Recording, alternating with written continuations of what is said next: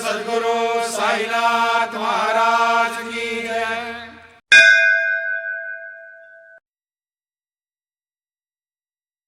மானசீக துயரத்தால் பலர் வேதனைப்பட்டனர். இதனால் பலரும் கூக்குரலிட்டனர். முதலில் வாழ்க்கையை மகிழ்ச்சியாகவும் அமைதியாகவும் கழித்தேன். தர்மம் அல்லது அதர்ம தன்மை பற்றி ஒருபோதும் நினைத்ததில்லை. சந்ததி வளரும்போது சிந்தனைகள் எழுகின்றன.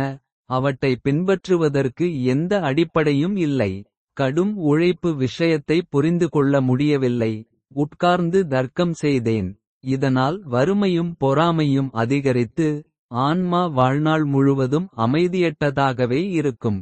தாசன் கூறுகிறான், எவ்வளவு பரிதாபகரமான நிலையில். அவனை சுற்றிலும் மூடுபனி சூழ்ந்திருக்கிறது. கடவுளே, பெரிய நெருக்கடியிலிருந்து காப்பாற்றினாய் நீ.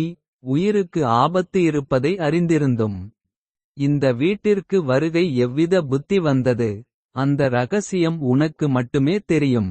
நாங்கள் அனைவரும் எவ்வளவு பயந்திருந்தோம். உனது புகழ்ச்சி தொடங்கியது குருவே. இந்த ஏழைக்கு மறுபிறவி அருளினாய். அதனால்தான் லீலையை பாடுகிறேன். எங்கள் மடியிலே பிஷை செய்து. எங்கள் பிரார்த்தனை உடனடியாக கேட்டருளினாய். தாசன் கூறுகிறான், பாக்கியவாதி சத்குரு மாதா.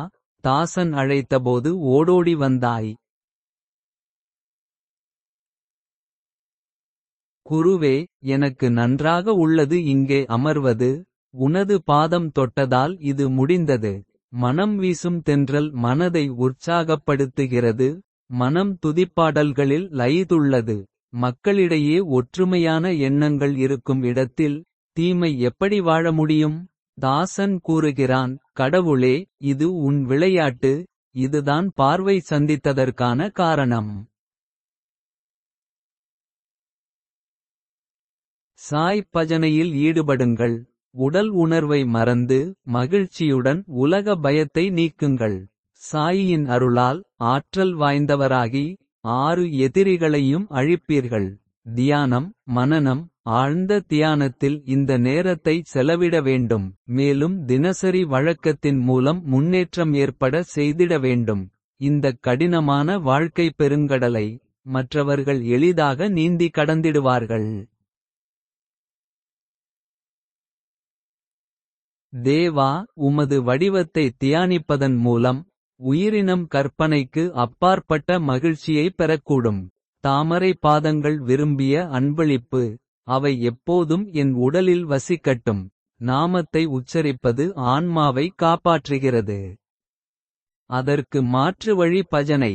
தாசன் வேறு எந்த வழிமுறை விரும்பவில்லை. குருவின் நினைவோடு இணைக்க விரும்புகிறேன்.